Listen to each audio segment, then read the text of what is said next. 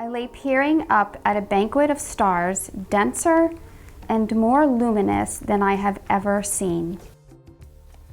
A donkey brays loudly, 2 camels take up call and response bellows.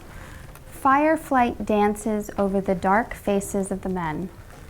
I surrender to the understanding that I have never been further from everything familiar. No one I love has a clue where I am.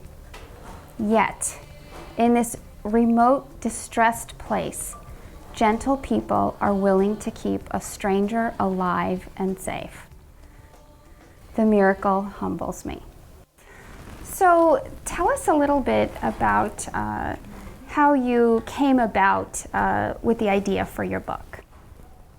Every trip that I made to Africa, and there were 15 of them, between 1997, 98, and now, that I needed a way to process all the things that I was learning and hearing from people.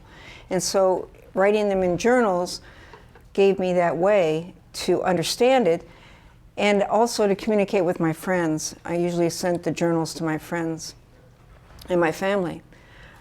But I found in writing it and finishing it that it was, to me, how I came to understand why it was so important to start women's centers. It was the essential element. It was my education in the need for women's centers. So, about the women that you were meeting, tell us a little bit about their challenges and what they faced when you were meeting them. The women in Darfur had lost everything. It was a genocide, just like the one in Rwanda. And so without family, without home, without livelihood, without support of any kind, they had to find a way to survive. The Women's Center in Kasab camp gave them that opportunity to come together, if for no other reason than as long as they were there with their kids, they were safe. And they knew that. That's a big deal among women who've suffered through terrible conflicts, as well as women who live with endemic poverty, because living in poverty is a very violent activity for a lot of women. So one of the projects that we started was solar cooker. Solar technology is such an obvious thing in tropical Africa. It's using the rays of the sun to cook. They don't have to cut down trees, they don't have to get charcoal, they don't have to get gas. None of these are cheap options. And they were made out of cardboard and aluminum foil, plastic bags. What could be simpler? And it took off. It was a way for them to avoid going out gathering firewood, which exposed them to rape. And the other women, the women in Nairobi, faced a similar set of problems to the women in Darfur. It's a very violent place to live in a slum. A lot of bad things happen. And so for them, again, a safe place. Baraka Women's Center. Baraka means blessings in Swahili. And they named it. I wanted, in all cases, for the women to own their center. There's no other way that it'll work.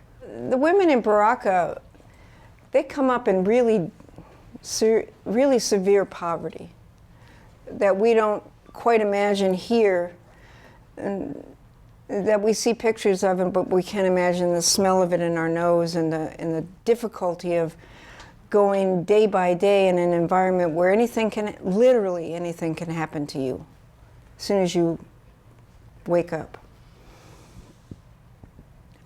A lot of the earlier members of the Women's Center were older in the sense that they were above 40.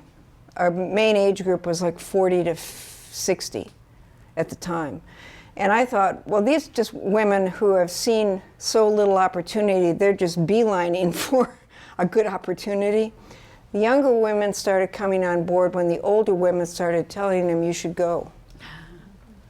And they did. And they came to be educated in a lot of different ways, and they brought their own spin to each of the kinds of skills that they wanted to learn. They wanted to learn to do hair and beauty. They can get a job, and it doesn't require that they be ultra educated. That's the thing here. You need a job now. I don't have 5 years to complete my education. And in many cases, education stopped somewhere in primary school.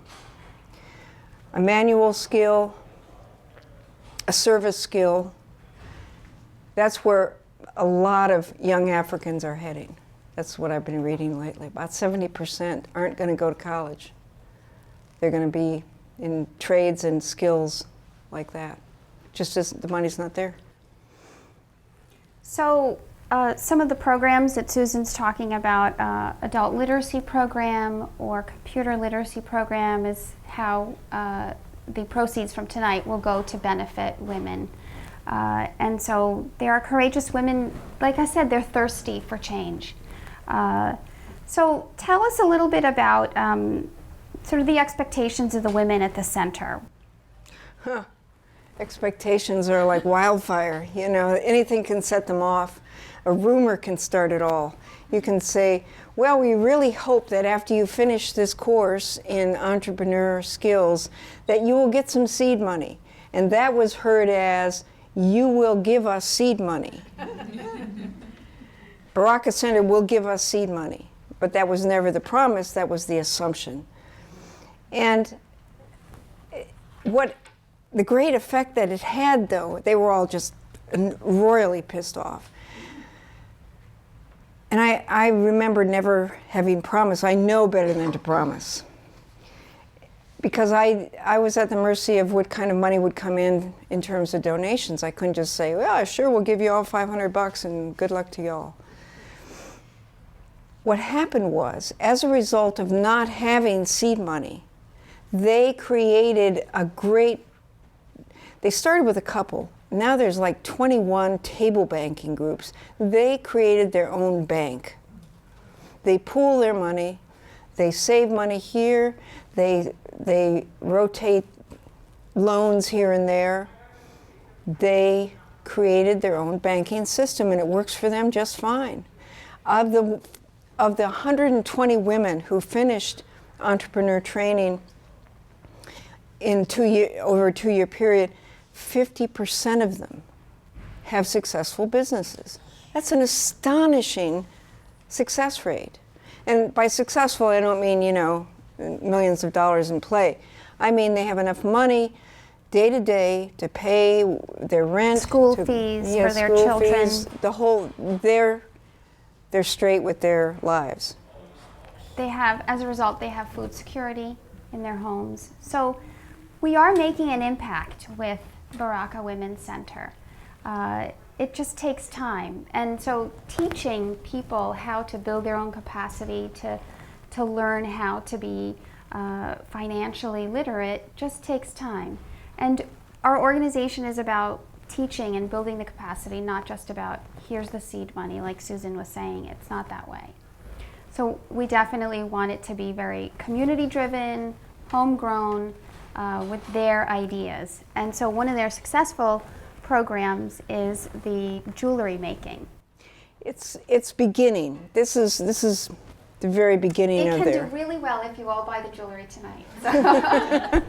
No, the purses. They're beautiful purses. Yes. The purses are extraordinary, and there's a lookbook there in case you're interested in other things that they make, because we can sort of pre-order. They have stock, and I just have to say, well, there's this much interest, and they'll buy this, and this. But one thing I wanted to mention before we get too far away is one of the things that is very important to understand about this particular population of women who are basically poor, talking about poor women, is the substantial component of trauma in their lives. These are women who've gone through terrible things. And for them to come and find an open door of women who say, hey, come on in. We got room for you here. You'll be fine here. We'll take care of you here. That is so big. I can't, and it takes time. There's no quick fixes in this healing process, and the healing is the foundation of everything that these women are going to achieve in their lives. Everything. Till they believe I am a good and valuable human being, there's no payoff. When they believe that, anything is possible. And Baraka's proving that to be true. So we have some people in the room that have been to Kenya, and I have not been to Kenya yet. I've been to Uganda and other places in Africa. But so I know kind of what motivates me to stay in this job, but tell us what motivates you to keep working with our Kenyan women. That's a good question. I have come this close to giving up a few times, more than a few times. And some of my close friends know about those moments of dire despair.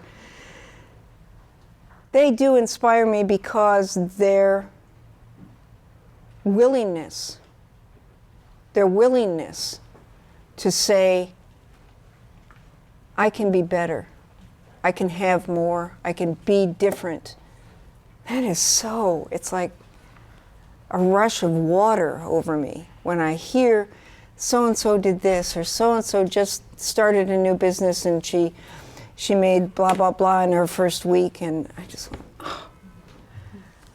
From nothing that as we understand in our lives, you know, we live in a place in the world that's very well-to-do. It's very privileged. These women know no such thing. And the important part is to know that they can learn, that they believe they can learn, they believe they can change, because a few people are willing to say, yeah, I see you, come on in. You can be what you want to be. We'll teach you how. But you got to do your part. I mean, hey, it's not a free ride. That's what inspires me. These women know no limits, really, to their ambition. That's refreshing. It is very refreshing. And so I'm in touch with Teresia, who you saw on the video, who runs the Baraka Women's Center. And just really getting to know her and letting her know, of course, because of the time difference, letting her know what I'm doing. And she's just so hopeful and so much full of spirit and joy, real joy.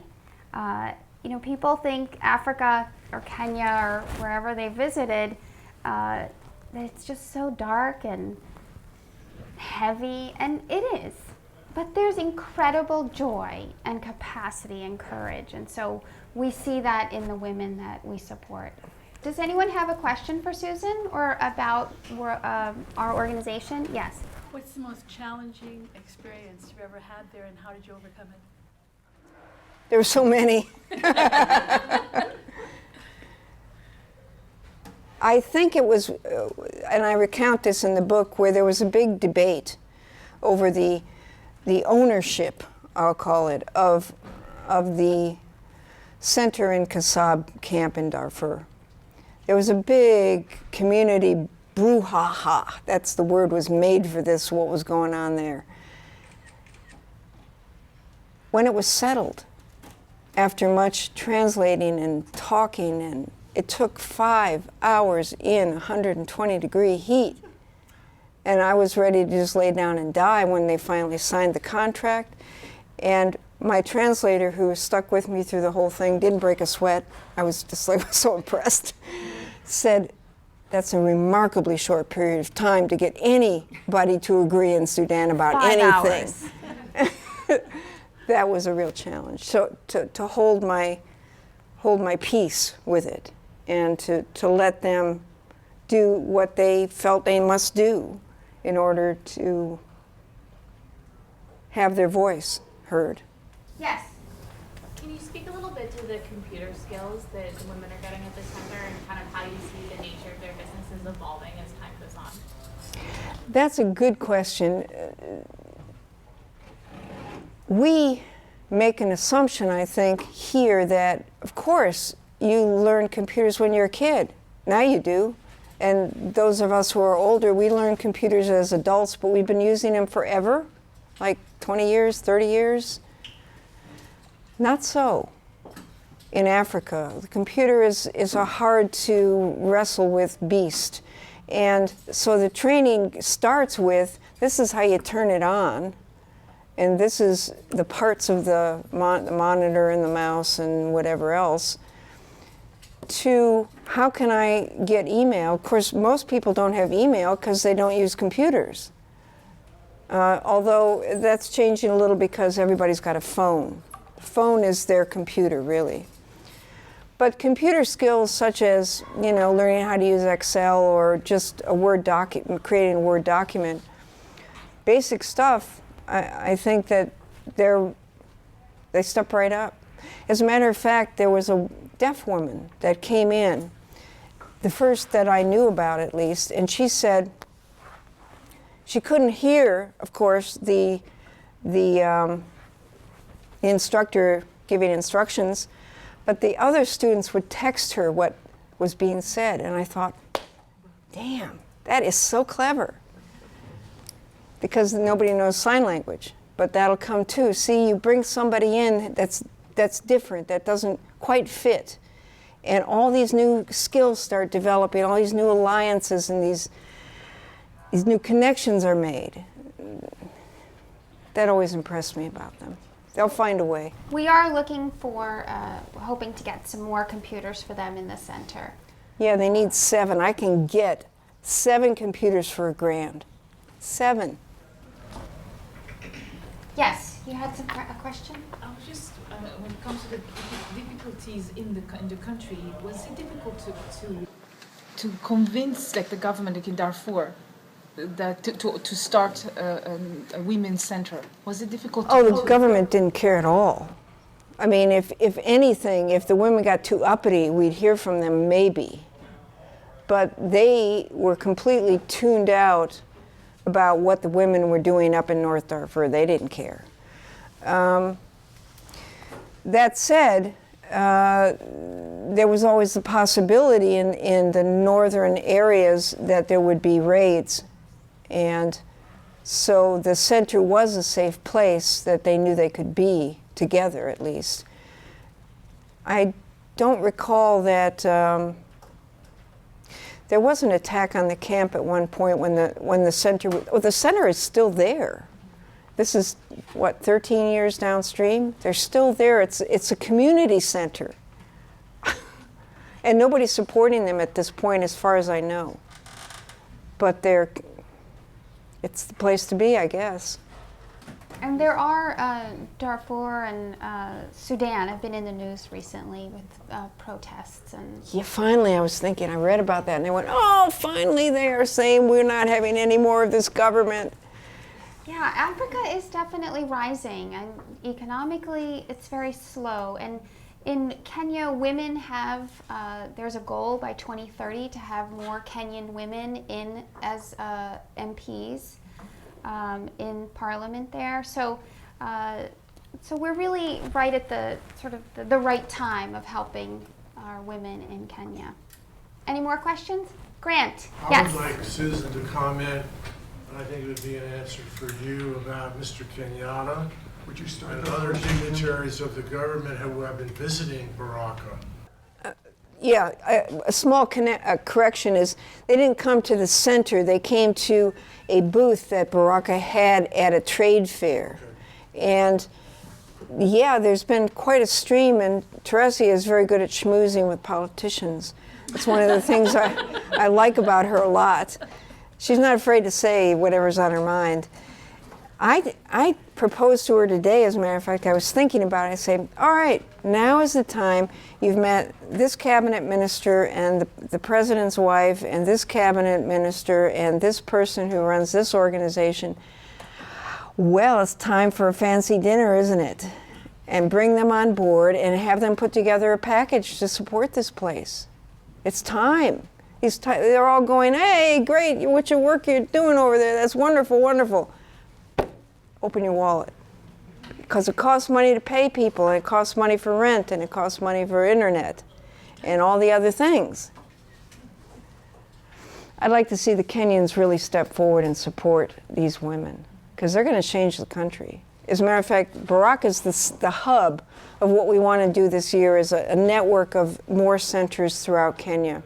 I call it the AOK campaign, all over Kenya. Anyway, that's what I want to do. Question in the back?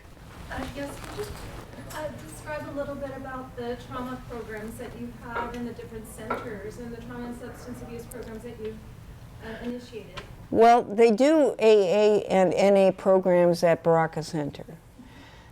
Counseling is another matter because, in fact, it was the thing that was most needed in Darfur, and we never could get anybody to come there who had the skill set of social work or psychotherapy or any of that. And it's probably one of the biggest needs. At this point, we have it in the budget to hire like a social worker who would come on a regular basis, who would be there every day. Oops, sorry. But we don't have the budget for that. It's not the same thinking also about trauma and sexual abuse and rape as it is in this country. I mean, to some extent, it's tolerated much more than you would like to believe. It's a different culture, and the 50-minute hour does not work, you know? And sometimes art and music work, or sometimes the storytelling, because the culture that you come from, both in Nairobi and in Darfur, is a storytelling culture. It is, indeed. When Rwanda happened, the way that they heal people is not by having those psychiatrists come in for 15-minute hours because they were kicked out of the country, but by having the elder clansmen bring in the people who had been traumatized, and by the elder clansmen telling the story. And as they told the story, the other people participated. So I just look at that as a new paradigm. You're absolutely right. There is some validity to the idea of an intermediary, somebody who helps you work through, but our model doesn't fit. Right. It's another culture entirely. Which means different communication, Absolutely. which means different Hierarchies of power. things. Yeah. Power Speaking as a social worker. Yeah. It's my life. I work with trauma victims. Oh, okay. Great. Yes, Iris. How did you come about doing what you're doing for the women, in Africa? How did that happen? Maybe. Way back. It's a wonderful question, not a simple answer. I think I followed my nose on this one. I believe then, which is what took me in, is that if we're not talking about the needs of women among the population that we serve, either in conflict zones or in endemic poverty, we're not even in the ballpark of fixing the problems that are wrong with this world. Because I believe that once we show these ladies how to muster their power, everything important is going to change. These women hold the key. I believe they do. They know about survival. They know about ingenuity. The ones that aren't broken, of course, because you can be irreparably broken. I haven't seen too many of those at Baraka, though. Maybe a couple. More questions? Thank you for that question, Iris. And everyone, thank you for all your questions. We hope you... Yes, one last one, please. So I grew up in Syria, and I know that patriarchal societies have issues. Also, like for example, some women will resist being helped. They have phobia of that, and some men actually want them to be independent. So did you face some cases like this? Great question. That's very interesting. To be honest with you, I think men are relieved when the burden comes off, is that women are saying, you know what, I can hold up my part, I can do just fine. I think it's a relief. And in private conversations with men, you will say, well, she just runs a show anyway. Who am I to, argue about that? That's the private face. The public face is a different one, where rights are systematically denied, that it's hard to get political redress, it's hard to get justice for rape or multiple kinds of crimes. So lining up what the private conversation and the public conversation are is going to take some effort. Yes, Iris. I didn't know how I could make a difference in Africa, in America. How can one person make a difference? And so what I want to put out to you all, if you have $20 or $30 and you think it's not going to make a difference, at any time, not just tonight, at any time, then you could donate it to this organization, because it's going to benefit people and you are going to make a difference, and it is going to go to them. So Christmas, Easter, Mother's Day, Father's Day, whatever, if you can donate all year round, not just tonight, would be wonderful. Okay? I didn't pay her to say that. No, and I didn't know I was going to say that either. But she inspires and motivates you. I'd like to say something too. I've been in Nairobi twice and I've worked at the center. And the thing that got me was a woman named Salome. And I saw a film of her. She broke down and she started to cry because she had just learned to write her name. Wow. And she has like 5, 6 kids. I don't know, but she was 44 years old when she learned how to read. She gets up every day like all these women in unspeakable poverty, and they go to the center to learn. This Me Too Time's Up movement is global, and it's seriously happening in Africa right now. So what Iris said, please pay attention to what she said. Anything you can give is going to make a difference. One of the things that's really important in terms of where women are going in the world is to always question the assumption. Because the assumptions made about women are all false. If they're made by men, they're false. And we have to continue to push back and say, look, we're a lot more than you think. We can accomplish a lot more. We can build a lot more. And not to accept the roles that have been assigned. And I'm as much a victim as anybody of the lessons that said, well, you're not really quite good enough. Damn, I'm good enough. And we all have to come to the place where we can say, I am good enough, and I will be an accomplished woman.